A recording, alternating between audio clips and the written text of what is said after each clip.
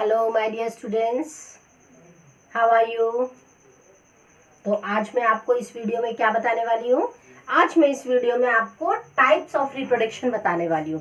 Types of reproduction में सबसे पहले मैं आपको बताऊंगी कि बेसिक डिफरेंसेस क्या है। अलग दो टाइप के जो रिप्रोडक्शन होते हैं, दो तरह के होते हैं। One is asexual reproduction and other is sexual reproduction. तो सबसे पहले हम ये पढ़ेंगे कि सेक्सुअल और एसेक्सुअल में बेसिक डिफरेंस क्या है। क्लियर। उसके बाद हम सेम वीडियो के अंदर एसेक्सुअल की डिटेलिंग पढ़ेंगे। ओके, तो चलिए कंटिन्यू करते हैं। सबसे पहले एसेक्सुअल रिप्रोडक्शन का सबसे फर्स्ट डिफरेंस है, वेरी इंपॉर्टेंट डिफरेंस। क्लियर। तो यहाँ पे होता है कि asexual reproduction is uniparental. Uniparental का मतलब होता है only single parent involve. Okay, तो जो नया इंडिविजुअल बनता है वो नया इंडिविजुअल एक सिंगल पेरेंट के मैच्योर होने पे उसी की बॉडी से फॉर्म होता है। क्लियर। जबकि सेक्सुअल रिप्रोडक्शन बाय पेरेंटल होता है। बाय पेरेंटल का मतलब क्या होता है? Both the parents, male as well as female. तो मेल एंड फीमेल पेरेंट्स दोनों इन्वॉल्व होते हैं सेक्सुअल रिप्रोडक्शन में। अब यहाँ देखिए, क्योंकि सिंगल पेरेंट है, गेमेट्स नहीं बनते। जब गेमेट्स नहीं बनते तो फर्टिलाइजेशन नहीं होता, और फर्टिलाइजेशन नहीं होगा तो जाइगोट भी नहीं बनेगा। क्लियर। जबकि यहाँ पे क्या होता है सेक्सुअल रिप्रोडक्शन में, क्योंकि दोनों पेरेंट इन्वॉल्व है, मेल और फीमेल, इसलिए गेमेट्स का फॉर्मेशन होता है। और गेमेट्स का फॉर्मेशन है तो फर्टिलाइजेशन होता है, और फर्टिलाइजेशन होगा तो क्या बनेगा? यस, जाइगोट बनेगा। अब देखिए, ऑफस्प्रिंग्स जेनेटिकली आइडेंटिकल होते हैं पेरेंट्स के। क्यों आइडेंटिकल होते हैं?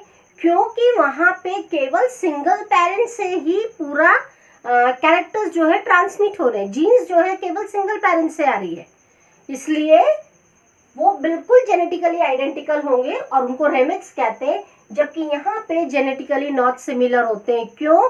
क्योंकि दो डिफरेंट पेरेंट्स से उनको कैरेक्टर्स ट्रांसमिट हो रहे हैं, जीन्स ट्रांसमिट हो रही हैं, इसीलिए वो जेनेटिकली जो नेक्स्ट जनरेशन है वो प्रीवियस जनरेशन से जेनेटिकली सिमिलर नहीं होती है, और उन्हें ऑफस्प्रिंग्स कहा जाता है। Next point, less variations in asexual reproduction and more variations in sexual reproduction. अब ये होता किस में है? Asexual reproduction in unicellular and simple multicellular organisms. Clear. जबकि sexual reproduction only and only multicellular organism. अच्छा, यहाँ कौन से वाले मल्टीसेलुलर ऑर्गेनिजम्स है? जिनकी बॉडी में सेल्यूलर लेवल ऑर्गेनाइजेशन है, टिश्यू लेवल ऑर्गेनाइजेशन नहीं होता। ठीक है, सेल्यूलर लेवल ऑर्गेनाइजेशन जिन मल्टीसेलुलर्स में है उनकी बॉडी में एसेक्सुअल रिप्रोडक्शन होता है। जबकि यहाँ पे all multicellular organisms having few if there are all having tissue level organisation जिनमें होता है, उनमें सब में सेक्सुअल रिप्रोडक्शन होता है। क्लियर। डिफरेंस बहुत अच्छे से समझ में आ गया। अब मैं आपको बताने वाली हूं मोड्स ऑफ एसेक्सुअल रिप्रोडक्शन।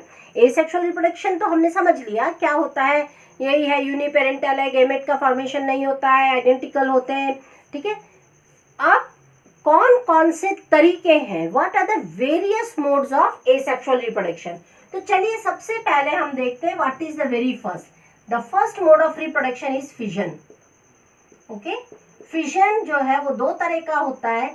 एक होता है बाइनरी फिजन और एक होता है मल्टीपल फिजन। यहां मैं केवल आपको क्लासिफिकेशन बता रही हूं। क्लियर। इसके बाद next is budding. Third mode of reproduction is fragmentation. Then regeneration. और regeneration के बाद में spore formation. Okay? Spore formation. And after that, vegetative propagation. Vegetative propagation. अब वेजिटेटिव प्रोपोगेशन जो होता है ये भी दो तरीके का होता है। Vegetative propagation again two type. कौन कौन से दो डिफरेंट टाइप्स है जरा देखते हैं। एक होता है नेचुरल और एक होता है आर्टिफिशियल। ओके, एक होता है नेचुरल, यानी कि क्या होता है ज्यादा डिटेलिंग में नहीं बताऊंगी। नेचुरल में ये हम जब वेजिटेटिव प्रोपोगेशन पढ़ेंगे तब बताऊंगी। और दूसरा होता है आर्टिफिशियल। ओके, तो हमको मोड्स ऑफ एसेक्सुअल रिप्रोडक्शन में इतना समझ लेना है कि कौन कौन से मोड्स के थ्रू एसेक्सुअल रिप्रोडक्शन होता है। First fission, budding, fragmentation, regeneration, spore formation, vegetative propagation. Fission दो तरह का है, बाइनरी एंड मल्टीपल, और वेजिटेटिव प्रोपोगेशन है आर्टिफिशियल एंड नेचुरल। चलिए अब हम देखते हैं फिजन क्या होता है। फिजन का अगर हम डिक्शनरी मीनिंग देखेंगे तो फिजन मीन्स स्प्लिटिंग, टूटना। ओके, तो होता यह है कि पेरेंट बॉडी जो होती है वो स्प्लिट होती है। अगर पेरेंट बॉडी दो में स्प्लिट होती है, टू पार्ट्स में स्प्लिट होती है, तो वो कहलाता है बाइनरी फिशन। ओके, अगर यहाँ पे पेरेंट बॉडी टू पार्ट्स में स्प्लिट होती है then it is binary. If parent body splits into many parts, अगर पेरेंट बॉडी बहुत सारे पार्ट्स में स्प्लिट होती है तो वो कहलाता है मल्टीपल फिशन। ओके, अब ये जो फिशन की प्रोसेस है ये टू स्टेप प्रोसेस है। अभी मैं आपको अमीबा का डायग्राम बना के समझाऊंगी, आपको समझ में आएगा टू स्टेप प्रोसेस कैसे। देखिए, सेल होता है, सेल में साइटोप्लाज्म होता है, न्यूक्लियस होता है। तो सबसे पहला स्टेप ये होता है कि न्यूक्लियर डिवीजन, यानी कि पहले न्यूक्लियस एलोंगेट होगा, फिर उसके साथ बाद में, यानी कि पहले न्यूक्लियस के दो पीसेस, दो न्यूक्लियस बनेंगे, उसके बाद साइटोप्लाज्म में क्लीवेज होगा। कैसे होगा मैं बताती हूँ। तो देखिए, सबसे पहले हम यहाँ पे देखते हैं अमीबा का, सबसे simple. Okay, amoeba irregular in shape, कोई ऐसा कोई टेंशन नहीं है आपको, कुछ भी बनाएंगे अमीबा ही होगा वो। इसीलिए बोर्ड वालों का सबसे फेवरेट क्वेश्चन है, या तो अमीबा में वो रिप्रोडक्शन पूछेंगे या न्यूट्रिशन पूछेंगे। शायद बेचारे वो भी थक गए होंगे कि दूसरा कोई डायग्राम पूछते क्या है, बनता क्या है, इसलिए अमीबा दे देते हैं, जैसा भी बन रहा है ठीक है। सो देखिए, दिस इज अमीबा। ओके, तो सबसे फर्स्ट स्टेप में होता क्या है अमीबा में, मैंने आपको बताया parent body splits into two, nucleus elongates. Okay, तो ये इस तरह से न्यूक्लियस एलोंगेट हो जाता है। क्लियर। नेक्स्ट स्टेप में क्या होता है, जो साइटोप्लाज्म है, ये साइटोप्लाज्म में न्यूक्लियस जहां से थिन होता है वहां उसमें डिप्रेशन आ जाता है, लाइक दिस। ओके, और इस तरह से डिप्रेशन आता है किसमें, साइटोप्लाज्म में। And finally, along with the cytoplasm, this nucleus splits into two daughter amoebae. This is how the binary fission takes place in amoeba. बहुत ज्यादा ध्यान में रखने वाली बात क्या है, सबसे इंपॉर्टेंट, अमीबा के अंदर किसी भी प्लेन से डिवीजन हो जाता है। फॉर एग्जाम्पल ये अमीबा है। ओके, इसकी बॉडी ऐसे भी टू में स्प्लिट हो सकती है, ऐसे स्प्लिट हो सकती है, from this plane, from this plane, from this plane, from this plane, from any plane. Keep it in mind, ये क्वेश्चन पूछा जाने वाला होता है कि अमीबा में बाइनरी फिशन किस तरह से होता है। अमीबा में बाइनरी फिशन जो है that takes place from any plane. Now we will take example of Euglena, Leishmania, Paramecium. These are also unicellular organism. अब देखिए, पैरामीशियम का स्ट्रक्चर ऐसा होता है, it has cilia on its body. तो पैरामीशियम के अंदर बाइनरी फिशन कैसी होती है, पैरामीशियम में ट्रांसवर्स बाइनरी फिशन होता है, ट्रांसवर्स प्लेन से बाइनरी, यानी कि पैरामीशियम की बॉडी ट्रांसवर्स प्लेन से ही दो पार्ट्स में डिवाइड होगी। Okay, this is paramecium. अब हम करते हैं बात यूग्लिना और लेशमानिया की। यूग्लिना कैसा होता है, यूग्लिना बिल्कुल ऐसा माउस जैसा होता है, राइट, समथिंग लाइक इस तरह से यूग्लिना होता है। क्लियर। और लिशमैनिया कैसा होता है, लिशमैनिया फ्लैजेला होता है उसमें इस तरह से। अब यहाँ पे बाइनरी फिशन कैसा होता है? Euglena and Paramecium splits only and only through longitudinal plane. Okay, Leishmania और यूग्लिना के अंदर लॉन्गिट्यूडनल प्लेन से ही बॉडी दो पार्ट्स में स्प्लिट होती है। So this question is also very important from the exam point of view कि binary fission takes place in Leishmania and amoeba. Then what is the difference between their way of what division? Okay, so आपको ये लिखना होगा कि amoeba में जो division हो रहा है थ्रू एनी प्लेन होता है, and in Leishmania Euglena the division takes place only and only through longitudinal plane. Multiple fission, जैसा मैंने आपको यहां बताया था कि मल्टीपल फिशन में पेरेंट बॉडी बहुत सारी डॉटर बॉडीज में कन्वर्ट होती है या स्प्लिट होती है। कन्वर्ट नहीं होती है, स्प्लिट होती है। ओके, अब देखिए इसमें सबसे पहले क्या होता है। सबसे पहले मैंने आपको बता दिया parent body splits into many, internally many daughter bodies form. देखिए यहाँ थोड़ा डिफरेंस है बाइनरी और मल्टीपल में। इसमें होता क्या है, एक एग्जांपल है प्लाज्मोडियम, प्रोटोजोअन है। Okay, Plasmodium is a protozoa. इसमें क्या होता है, जो सिंगल न्यूक्लियाई होता है, सेल के अंदर सिंगल न्यूक्लियाई होता है प्लाज्मोडियम में, ये सिंगल न्यूक्लियाई बहुत सारे न्यूक्लियाइज में पहले डिवाइड होता है। ओके, तो ये सब कहाँ हो रहा है? पेरेंट बॉडी के अंदर। क्लियर? और हर एक न्यूक्लियाई फिर कवर हो जाता है साइटोप्लाज्म से और एक डॉटर बॉडी फ्रेम हो जाती है, बन जाती है। ओके, एक नई डॉटर बॉडी बन जाती है अंदर, और इस तरह से एक सिंगल न्यूक्लियाई मेनी न्यूक्लियाइज में कन्वर्ट होकर के, और वो उसके चारों तरफ साइटोप्लाज्म से कवर हो जाता है, और ये बन जाती हैं large number of daughter bodies. Clear? अब देखो यहाँ पे क्या होता है, जब पूरी तरह से डॉटर बॉडीज बन जाती हैं, देन पेरेंट बॉडी रप्चर होती है। ये जो है पेरेंट बॉडी जो है वो रप्चर होती है, और रप्चर होकर के ऑल द डॉटर बॉडीज जो है वो मेन पेरेंट बॉडी से बाहर हो जाती है। आपको मालूम है हमारी बॉडी के अंदर ये प्लाज्मोडियम क्या है? प्लाज्मोडियम जो है ये वो प्रोटोजोआ है जो हमारी बॉडी में मलेरिया फैलाता है।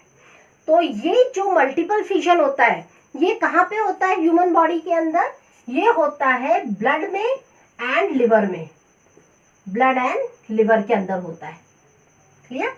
अब नाउ सी, सबसे पहले क्या हुआ, एक न्यूक्लियस जो है बहुत सारे न्यूक्लियाई में कन्वर्ट हो गया।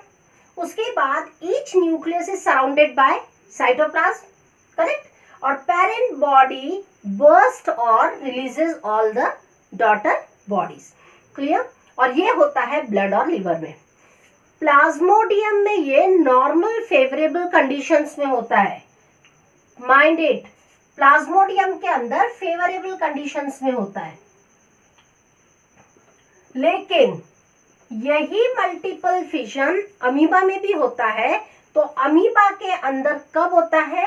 अमीबा के अंदर मल्टीपल फिशन इनफेवरेबल कंडीशंस में होता है, सॉरी अनफेवरेबल कंडीशंस में होता है।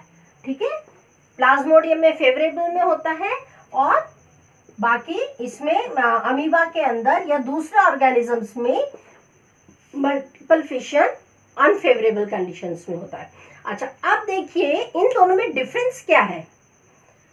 बाइनरी फिशन में पेरेंट बॉडी की आइडेंटिटी पूरी खत्म हो गई, जबकि इसके अंदर पेरेंट बॉडी के रेसिड्यूज जो है, जैसे जो आउटर कवरिंग है, जो सिस्ट है, ये लेफ्ट रह जाता है। क्लियर? ये जो resident some amount of cytoplasm left behind. Clear? अगर आपको डिफरेंसेस पूछा जाए तो ये भी आप एक डिफरेंस में ऐड कर सकते हैं वो तो बहुत सिंपल है, वो तो आप ऐड कर ही देंगे कि उसमें सिंगल 2 में स्प्लिट होता है या मैनी में स्प्लिट होता है, लेकिन this is also one of the very good difference. क्या लिखेंगे, उसमें तो पेरेंट आइडेंटिटी पूरी तरह खत्म हो जाती है, क्योंकि एक पेरेंट बॉडी 2 में कन्वर्ट हो गई तो पता ही नहीं चलता इसमें पेरेंट कौन है डॉटर कौन है। लेकिन यहाँ पे पेरेंट बॉडी से जब डॉटर बॉडीज बनती हैं तो यहाँ क्या लेफ्ट बिहाइंड आ जाता है, the residue of the cell and the cytoplasm. Okay, I hope it's very clear to you.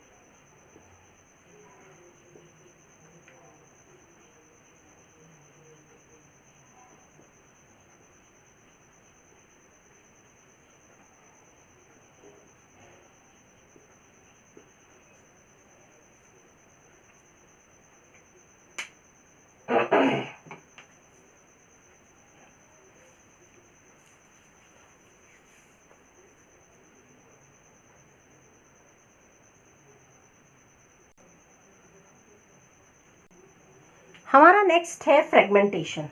Okay, fragmentation का मतलब fragments, fragments means what, pieces. Okay, टुकड़े होना। सी व्हाट हैपन्स, जनरली ये जो है ये कहाँ फ्रेगमेंटेशन की प्रोसेस होती कहाँ है, simple multi cellular organism, simple multi cellular, ध्यान रखना। ओके, जैसे कि एल्गे है, फंगी है, some type of fungi, not all fungis, and algae. Clear, आपने देखा होगा ना पानी के अंदर काई जमी होती है, ऐसी लंबी लंबी सी जो है थ्रेड लाइक स्ट्रक्चर्स होते हैं, पतले पतले, तो दोज आर स्पाइरोगायरा। इसके अंदर होता क्या है, जो एक्चुअली ये बॉडी स्प्लिट कैसे होती है, फ्रेगमेंट्स में कैसे कन्वर्ट होती है, पेरेंट बॉडी ब्रेक्स इनटू 2 और मोर पीसेस। तो ये जो 2 या मोर पीसेस के अंदर ये जो बॉडी ब्रेक हो रही है, इसका रीजन क्या है, इसका रीजन हो सकता है मैकेनिकल इंजरी हो सकती है, मूवमेंट हो सकता है, केमिकल्स की वजह से हो सकता है, या फिर जैसे डेड या फिर जो इंजर्ड पार्ट है वो ब्रेक होते हैं। तो इस तरह से जितने भी पार्ट बनेंगे उसके हर एक पार्ट अपने आप में ही वो पूरा नया इंडिविजुअल बन जाता है। ऐसा क्यों होता है इनके अंदर, क्योंकि इस तरह के ऑर्गेनिजम्स में if we talk about spirogyra, spirogyra जो है वो कुछ इस तरह का फिगर होता है स्पाइरोगायरा का, लाइक दिस। ओके, किसी भी कारण से इट्स ऑल नेचुरल, नेचुरल होता है, ध्यान रखना। अगर ये इसके 3 पीसेस 4 फ्रेगमेंट्स में अगर ये कन्वर्ट होता है तो ये जो फ्रेगमेंट होता है दिस इज 1 फ्रेगमेंट। ओके, ये this is 1 fragment, this is second fragment like this, this is third fragment, sorry, and the fourth fragment you can see. तो अब यहाँ पे क्या होता है, इसकी बॉडी के अंदर जितने भी सेल्स होते हैं, हर सेल्स में कैपेबिलिटी होती है ग्रो और डिफरेंशिएट होने की। इसलिए इसके कितने भी टुकड़े हो जाएगा, 10 टुकड़े भी हो जाएंगे ना, then each and every piece will grow into a new individual like this. जैसे ये था पूरा ऐसे हमारा पहला ये था, तो इसको यूं समझ लीजिए like this. Okay, and finally it grows into a new individual. Similarly this one, similarly this one. ये नेचुरल प्रोसेस है। रिप्रोडक्शन के लिए ऑर्गेनिज्म अपने आप फ्रेगमेंट्स में स्प्लिट होता है और स्प्लिट होने के बाद हर एक फ्रेगमेंट एक न्यू इंडिविजुअल में ग्रो होना स्टार्ट हो जाता है। हमारा 4th टाइप का मोड ऑफ एसेक्सुअल रिप्रोडक्शन जो हम पढ़ रहे हैं that is the regeneration. Regenerate होना, वापस से बनना, दैट इज रीजनरेशन। तो अब देखिए रीजनरेशन जो है वो किस तरह के ऑर्गेनिजम्स में होता है। रीजनरेशन थोड़े से, जैसे फ्रेगमेंटेशन क्या होता है, सिंपल यूनिसेलुलर में होता है, सिंपल मल्टीसेलुलर में, ठीक है, ये भी सिंपल मल्टीसेलुलर में होता है, लेकिन इनका बॉडी ऑर्गेनाइजेशन थोड़ा डिफरेंट होता है। ये थोड़ा सा हम ये कह सकते हैं कि एकदम हायर मल्टीसेलुलर में नहीं और एकदम लोअर मल्टीसेलुलर में भी नहीं, तो लोअर से थोड़े जो अपर मल्टीसेलुलर्स होते हैं उनके अंदर ये होता है। अच्छा, इसमें होता क्या है, एबिलिटी टू ग्रो इंजर्ड और lost part in accident. Actually regeneration reproduction नहीं है, ये तो केवल एक प्रोसेस है जिसमें कि अगर कोई पार्ट लॉस्ट हो गया है तो उसको वापस से बनाना, उसका वापस से फॉर्मेशन होना, वापस जनरेट होना। क्लियर? एंड ये जो प्रोसेस है regeneration carried out by specialised cells, ये एक पर्टिकुलर, मतलब क्या होता है, इन ग्रोथ के लिए वो पर्टिकुलर स्पेशलाइज्ड सेल्स होते हैं उन ऑर्गेनिजम्स की बॉडी में, और वही सेल्स ये काम करते हैं। अब ये क्या होता है, these specialised cell divide and forms many cell, बहुत सारे सेल्स बना देते हैं और ये सेल डिफरेंशिएट होकर के जो लॉस्ट पार्ट होते हैं उसको बना देते हैं। देखिए ये सारे ऑर्गेनिजम्स में नहीं होता, आपने देखा होगा लिजार्ड में, ये स्टारफिश में। लिजार्ड के अंदर क्या होता है, लिजार्ड को अगर किसी ने लिजार्ड के ऊपर अटैक किया तो लिजार्ड अपनी टेल छोड़ करके और एकदम से एस्केप आउट हो जाती है। सिमिलरली स्टारफिश जो होती है उसकी आर्म्स जो होती हैं, अगर एक आर्म एक्सीडेंटली कट गई है या उसने लिजार्ड की तरह उसको छोड़ दिया है तो अपने आप एक नई आर्म बन जाएगी और लिजार्ड को नई टेल आ जाएगी। इसका मतलब ये नहीं है कि लिजार्ड की टेल जो है नई बन गई तो टेल के ऊपर बॉडी नहीं बन जाएगी, ऐसा नहीं होता है। वो क्यों होता है, क्योंकि लिजार्ड की जहां टेल अटैच रहती है वहां पे रीजनरेटिव सेल्स होते हैं, स्पेशलाइज्ड सेल्स होते हैं, इसीलिए लिजार्ड की बॉडी पे टेल आ जाती है लेकिन टेल के ऊपर बॉडी नहीं बनती है। ओके, अब देखिए मैं इसका आपको एक सिंपल सा एग्जांपल बताती हूँ। जैसे एग्जांपल है, हम प्लेनेरिया का एग्जांपल लेते हैं। प्लेनेरिया का डायग्राम कैसा होता है, प्लेनेरिया कुछ इस तरह का ऑर्गेनिज्म होता है लाइक दिस। एक्सीडेंटली अगर ये प्लेनेरिया की बॉडी 3 पार्ट्स में कट हो जाती है, स्प्लिट हो जाती है, टूट जाती है, बिखर जाती है, तो ऐसे में तीनों पार्ट अलग अलग अपनी बॉडी को कंप्लीट कर लेंगे। बचे हुए पार्ट में वहां पे जो स्पेशलाइज्ड सेल्स होते हैं उनमें ग्रोथ की कैपेबिलिटी होती है और वो स्पेशलाइज्ड सेल उस इतने टुकड़े को like this, suppose this is the part, तो बचे हुए पार्ट को अपने आप वहां पे उसका फॉर्मेशन करके एक नई बॉडी बना लेंगे। सिमिलरली सेकेंड पार्ट को अगर हम देखें, इट्स समथिंग लाइक दिस, तो बचा हुआ पार्ट, ये जो जितने भी रीजनरेटिव सेल्स हैं उससे ये नया बन जाता है। Similarly suppose this is the third part, समझ ही गए होंगे मैं क्या करने वाली हूं, इस तरह से। लेकिन एक बात का ध्यान रखना है, मान लीजिए अगर यहाँ पे इसका एक और छोटा सा पार्ट हो गया, लेकिन अब इस पार्ट में रीजनरेटिव सेल्स नहीं है, सपोज कोई ऐसा पार्ट रह गया जहाँ पे रीजनरेटिव सेल नहीं है, वहां से वो फ्रेगमेंट अलग हो गया, तो वो फ्रेगमेंट ग्रो नहीं करेगा एक नए इंडिविजुअल में। तो अब क्वेश्चन दिमाग में ही आता है, फ्रेगमेंटेशन में भी टुकड़े हुए, रीजनरेशन में भी टुकड़े हुए, पीसेस हुए, तो दोनों में डिफरेंस क्या है? दोनों ही तो अपनी अपनी बॉडी को पूरा बना रहे हैं। देखिए फ्रेगमेंटेशन बिल्कुल सिंपल ऑर्गेनिजम्स में होता है, जबकि ये उन ऑर्गेनिजम्स में होता है जिनकी बॉडी में धीरे धीरे टिश्यू लेवल ऑर्गेनाइजेशन आना शुरू हो जाता है, फर्स्ट थिंग। सेकेंड थिंग, वो एक नेचुरल प्रोसेस है फ्रेगमेंटेशन, जबकि रीजेनरेशन जो है ये एक एक्सीडेंटल प्रोसेस है। क्लियर? और फ्रेगमेंटेशन में all cells have the capability to divide and grow, जबकि रीजनरेशन में only specialised cells are there जिनमें कैपेबिलिटी होती है पूरी बॉडी को, जो लॉस्ट पार्ट है उसका फ्रेम करने का। तो ये हो गया हमारा regeneration. Now is spore formation. Spore formation को स्पोर्युलेशन भी कहा जाता है। क्लियर? पहले हमें ये जानना है स्पोर्स है क्या।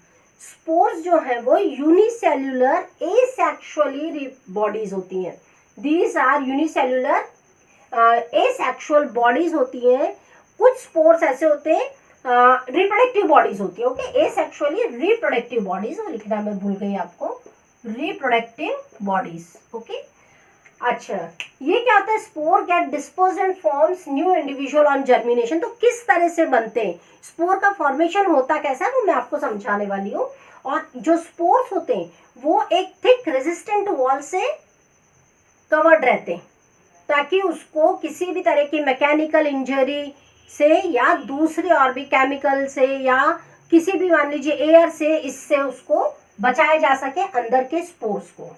और कुछ स्पोर्स तो ऐसे होते हैं जो ऑलवेज एयर में प्रेजेंट होते हैं। अब अगर हम स्पोर का, एक सिंपल स्पोर का राइजोपस, चलिए अब हम देखते हैं यहाँ पे राइजोपस स्पोर का स्ट्रक्चर कैसा होता है। क्लियर? ये इट्स समथिंग लाइक दिस।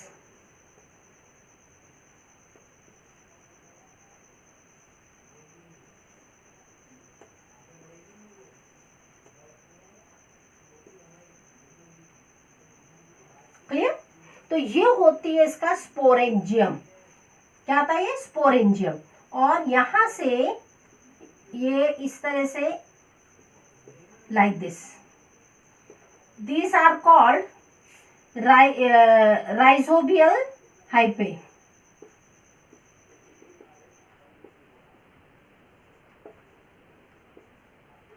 और ये जो बॉडीज है दीज आर कॉल्ड स्पोरेंजियम। और इस स्पोरेंजियम के अंदर होते हैं spores, right? When these spores get mature, पूरी तरह से जब ये पूरा फिल हो जाता है तो ये बॉडी, ये एक प्रोटेक्टिव कवरिंग है। This is the protective covering जिसे हम सिस्ट कहते हैं। और ऑन मैच्योरेशन यही प्रोटेक्टिव कवरिंग जो है ये बर्स्ट हो जाती है, और बर्स्ट होने के बाद स्पोर्स जो है इस तरह से रिलीज हो जाते हैं एयर में। और इन स्पोर्स को जब फेवरेबल कंडीशन मिलती है, जैसे कोल्ड क्लाइमेट है, प्रॉपर मॉइस्चर है, राइट टेम्परेचर है, जब इस तरह की फेवरेबल कंडीशंस मिलती हैं तो ये स्पोर्स अपने आप एक न्यू इंडिविजुअल में ग्रो हो जाते हैं। तो स्टूडेंट्स, इस वाले वीडियो में हम यहीं तक देखेंगे और इसी का सेकेंड पार्ट वाला वीडियो में जिसमें हम पढ़ेंगे vegetative propagation and tissue culture. Okay, so watch the video carefully. If any problems, comment box is there. Okay, till then, goodbye. Wait for our next video.